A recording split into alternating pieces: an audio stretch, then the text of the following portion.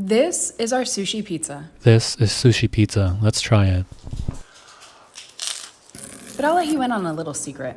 Fry the base. I didn't have any tempura batter, so I'm gonna attach this rice paper to my nori and cut it into acute triangles. Second slice is a plain rice paper. Let's get to frying these. Bruh. Second attempt, holding it while it's frying. Better. For the second slice, I'm using a plain rice paper. Made fresh to order, just how I cut both the salmon and tuna into cubes.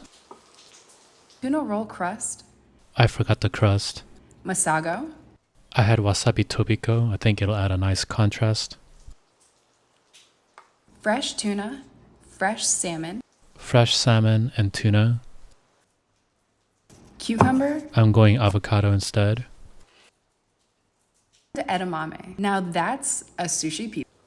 I added the sesame seeds, furikake, and edamame. The sauce looked like half spicy mayo and half unagi sauce. Let's have a taste. I noticed a thin, crispy nori immediately. The spicy mayo gives it a creamy and spicy flavor, while the unagi sauce provides a sweet and savory taste. Now the second slice. That one is even more crunchy, and I think I like this one way more. It tastes just like a spicy tuna roll with unagi sauce. 8 out of 10.